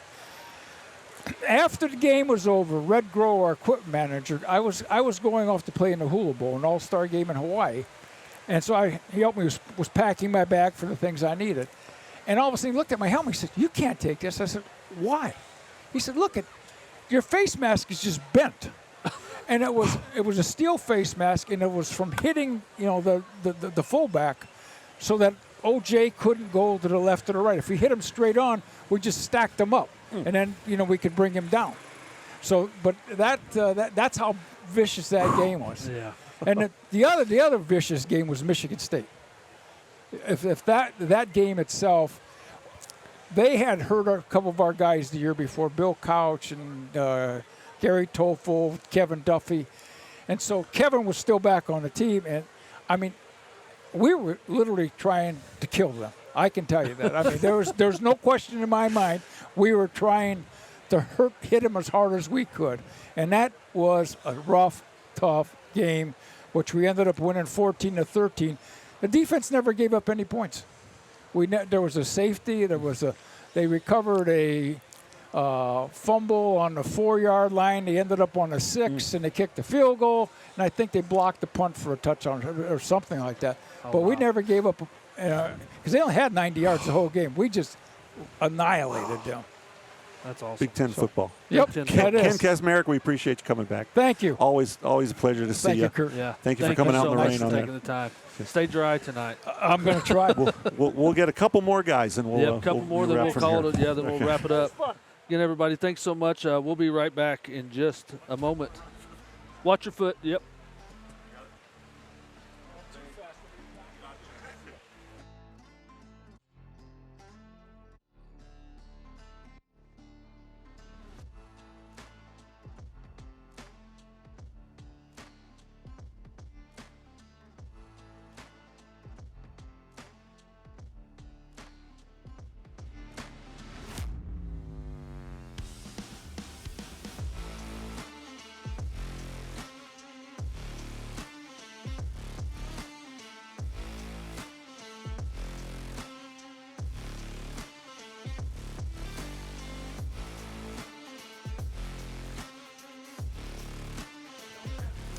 So who we broadcast now to? Well, we were going to be on YouTube. Yeah, we were going to be live on YouTube, but we had some technical difficulties, so we're just recording it. Then we're going to post it to YouTube. Oh, okay. So sounds good. And the Athlete Network, I'm not sure whether you've been on that yet. It's kind of a LinkedIn type of thing for student athletes. So Brian Brazzi's the Do I need to have an the IU brains thing behind on my jacket or something? No, You've you're got good. what you You've got need. one on. Yeah, that's You've got right, more that's right. credibility. You could be here in But again- a blank T-shirt. And you'd be, Another South Bend St. Joe, right? Yes, sir. yeah, That's yeah. right. Jim Snidecki here. Welcome. Thanks you. so much for Thank you. joining us. It's great to be And, here. yeah, tell us about that Thanks, sir. 1967 season. Whoa. Tell you, there's a lot to say about it. I mean, well, as everybody said, it was a Cinderella team, you know. We won a game like 1 point, 2 point, 3 Right, point. It was right. always exciting to the very end. And we just took one game at a time. It took one win at a time, one victory, and just went on continuously. All of a sudden, probably about, I don't know, maybe after 5 or 6 victories, we said, hey, you know what? We might be able to go to the Rose Bowl finally. You know? Yeah, no. And believe it or not, hey, you know, that's what happened. I mean, Minnesota, it was the second from the last game, which we got beat. And, it just didn't discourage us. We played a number, 4 team in the nation, or Purdue, I think, at that time. Right. And, we pulled out to win, and that's all that we needed. Yeah, and anytime you beat Purdue, it's always Absolutely. Right? It just makes that got season. the bucket and everything. That's right. That's right. We've heard of the turning point moments in that season, and we've heard about halftime of the Kentucky game, the first thing, and when the projector gave its life for the program, and for other things. Are there certain milestones during that season where you thought, this, like you said, we're pretty good? Yeah. Boy, that's a tough question. I didn't have time to think about that one. Wow, just thinking back. Oh, man. I think, again, just like I said, after we got halfway past the season, and we kept on beating people, and I think there was one game I can remember that we were really close. I think it was Iowa, something like that. And we had to it was like, I don't know, like a minute left to go in the game. And we were set up for a field goal, but a field goal really wouldn't help us that much. And Gonzo pulled out the ball, took it around, scored a touchdown. And I said, you know what? If we got this going for us, we can do anything. We've heard that Iowa story a couple times tonight from guys. Yeah. And we heard that a couple of guys on the offense didn't even know that was going to happen. No. It was just between him and No, and I coach. guess so, because I'm on defense, so I definitely wouldn't know. And I'm looking up saying, how is this going to help us except we onside kick, try to get the ball back, and do something like that. And then when that happened, everybody's eyes went, whoa. One of those I mean, moments. their coaches had to tell the guys, watch out for the Right, for the right. pullback and the run, but. It worked, and that's all that mattered. That's all that mattered. One of the other legends we hear is that you had a ritual out at McCormick's Creek, and it involved maybe Star Trek. I don't know about that one. Well, it was reported that several of you got together and watched Star Trek out there when you were spending the night at McCormick's Creek. Do you have any memories of that, or is that something that was that made something up? we could- Or That probably the crazy offensive lineman or something. Yeah. It wasn't us nice defensive Of guys. course. But whatever it took, whatever it took to bring these guys together. You had a mix of guys that had been disappointed the year before, and then suddenly we have this really great mix of leadership and youth and just. Yeah, it what was it like? amazing because, when that sophomore group came in, we knew they were good because obviously we saw them, playing the freshmen, and then we would practice against them. My sophomore year, we didn't have a great season. I don't remember how many we won or lost, but I knew we were on the losing part of it.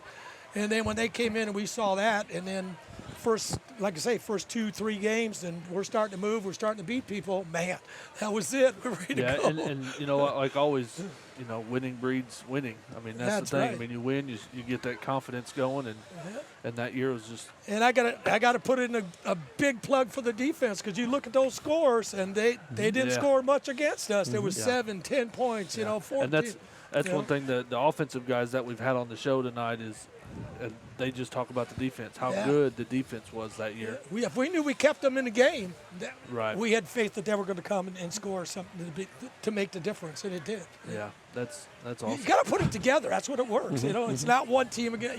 one section or the other. We work together, and we had a good special teams too. They were very good. So hey, it worked. It worked. That's all I can say. It worked. Tell us, if you will, about Coach Pont and the whole influence and relationship. Coach Pont. Okay, I owe my whole career to him. Obviously I went to the NFL, went with the 49ers and drafted and played 5 years, but I I got a invitation to go meet Notre Dame, Michigan, a couple other places. But when I came down and saw Pont, and we sat down and talked to him, and I said, you know what, this is where I want to be. You know, he just had that magnetism, that aura around him, just like a winner. You know, you could tell it kind of a winner. Even when you're a young kid like me, I just wanted to play for him. And, you know, it just worked out, obviously, perfect for me. Right. Yeah, that's awesome. What better endorsement can there be, right? Exactly, And that's how things like that happen. That's you know, it, the man. You, overachievers, know, but, you got to get a few breaks in life, and that was my break. I'll guarantee you that. Yeah. Great That's man. awesome. Everybody loved him, and we loved to play for him. That's awesome. This has been fantastic, Jim. Thanks for taking the Well, time. my It's pleasure. been great to hear all the stories and thank meet you all so of you. much. Thank you. Thank you so Great. much. Appreciate And, but yeah, it. we appreciate everything, and I think we got one more, right? We got E.G. EG. Okay. All right, we're going to take a break. Take care. You too. And we'll be right back with our final guest of the night as the rain has started to come down just a little bit harder. And I haven't.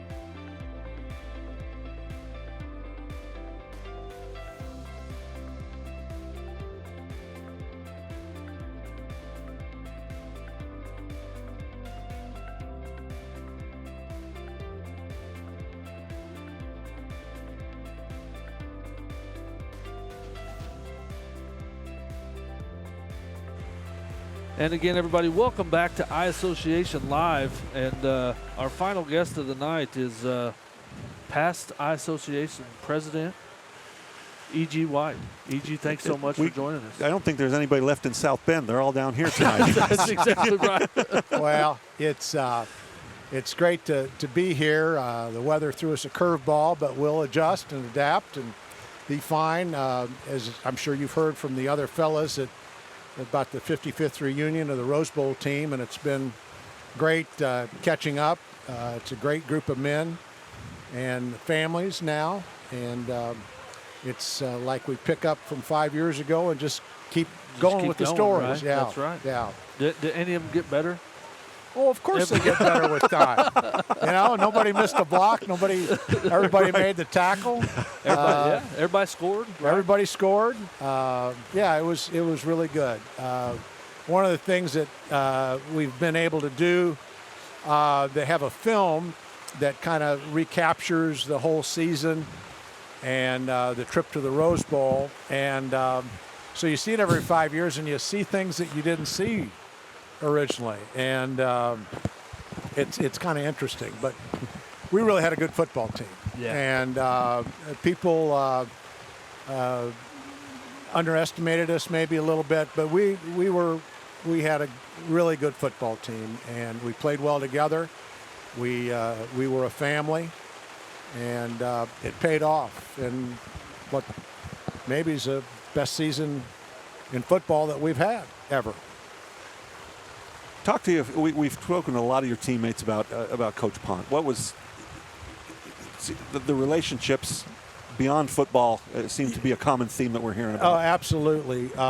Coach Pont was a mentor.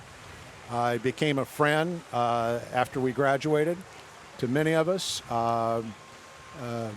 When I and a couple others thought we ought to have a reunion every 5 years of this team, my first call was to Coach Pont, and he said, absolutely, I'll be there. And he was coaching at Northwestern at the time, and he said, don't worry, we'll get there. And they made it. So he has great relationships with everybody on that team. And it's great that his two sons and daughter Now their families are back.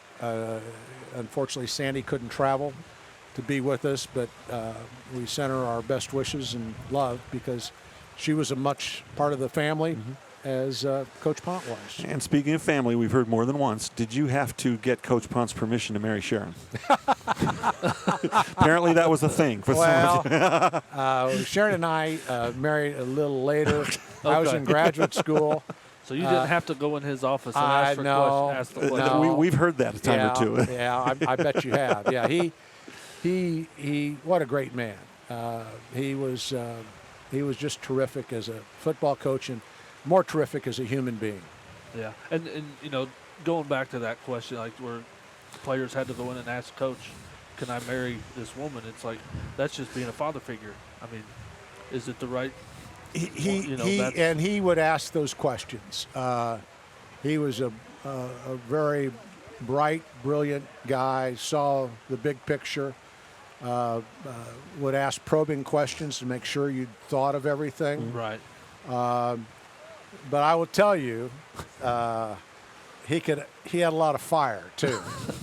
And our first game, my sophomore year, the year we were 67, the Rose Bowl team, I thought I'd seen a lot until that halftime, and he got everybody's attention. We won the game. Huh? Is that the projector?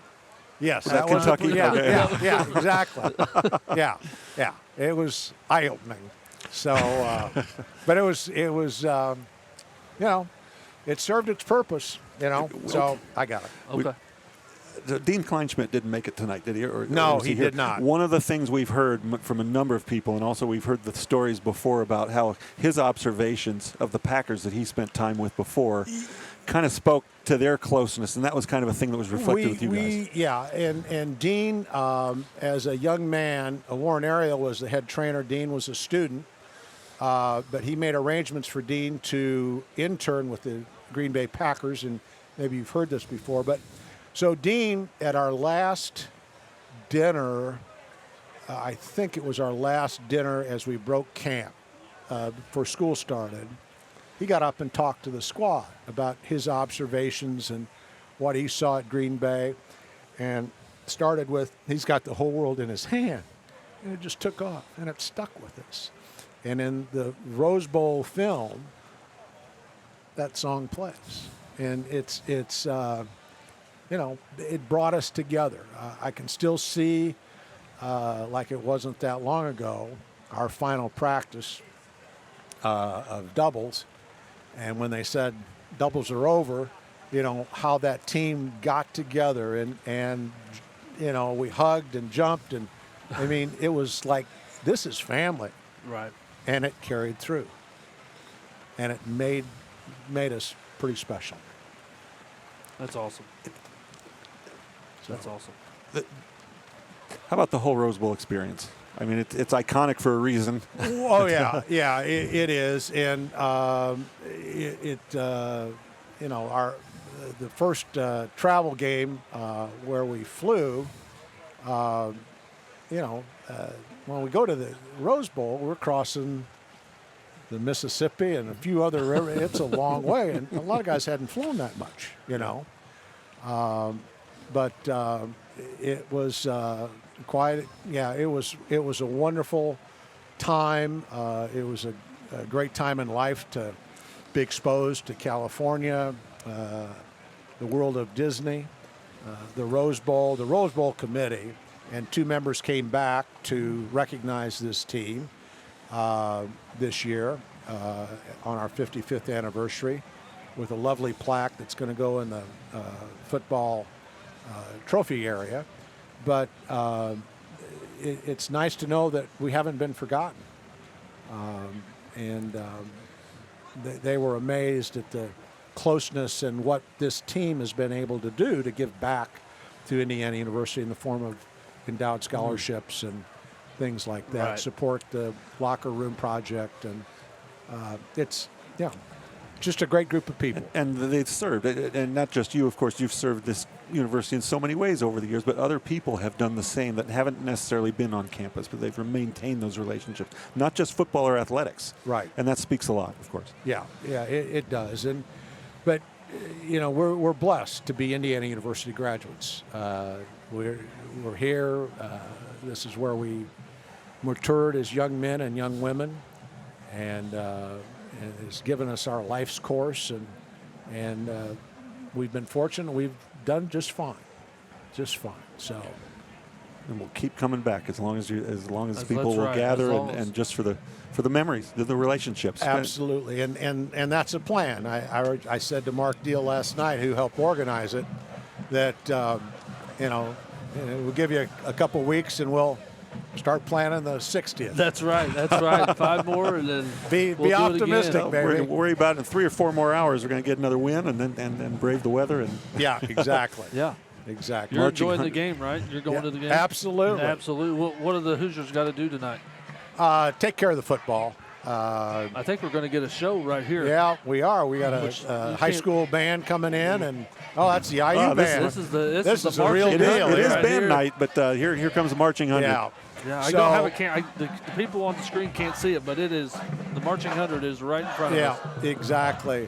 And that's the background noise. But I think if we take care of the football, our defense showed what they can do. Illinois threw some wrinkles at the offense.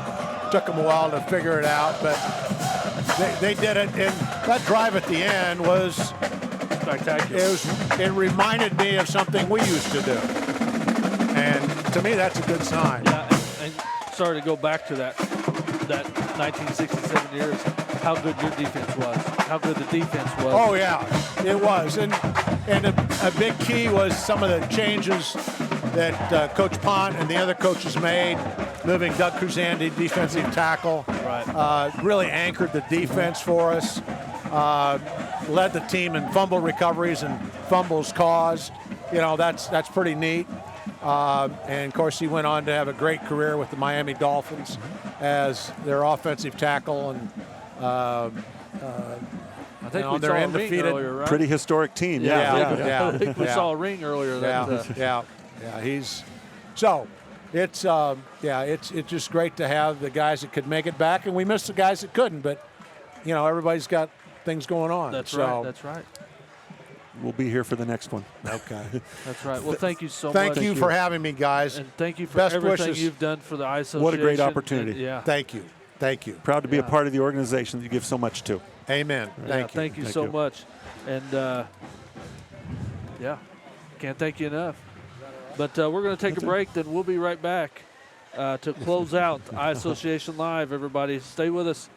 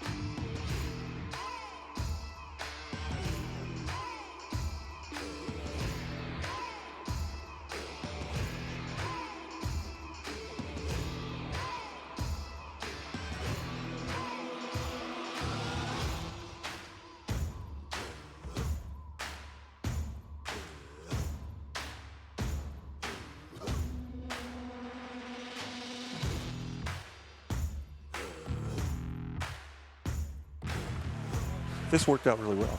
Yes, it did. And again, everybody, thanks so much for joining us again. My name's Aaron Harrell here with Curt Simic. And Curt, just what an absolute pleasure to interview these guys. And it's a celebration. And hear their stories. The mood is fantastic. The rains came, but the mood is elevated. You know, it was really a pleasure seeing how much it means to them. Right. And bringing their families, bringing their grandchildren, and reminiscing about what they mean to each other and how important it is. And it's important to capture those oral histories. Right. And and so many of these people come back year after year. And Coach Fry, 94 years old, comes back and says, "This is such a special place. We're proud to come back." So that kind of captures the spirit of the whole thing perfectly. Yeah. And again, we've been talking about this for a couple of years, I think, and. I think we got it figured out is where we need to do it. You know, don't do anything too produced. We need to do it live and interview the guys live or the girls live in person. And we heard about this from everybody. The relationships, the bonds, the relationship. The scores, great, but the relationships and what that meant to people. And the experiences is why we all do this, and why the Eye Associations, you know, our mission is to bind people together, celebrating the past and doing what we can for the present. This is doing it, and we're bringing in people that can't make it.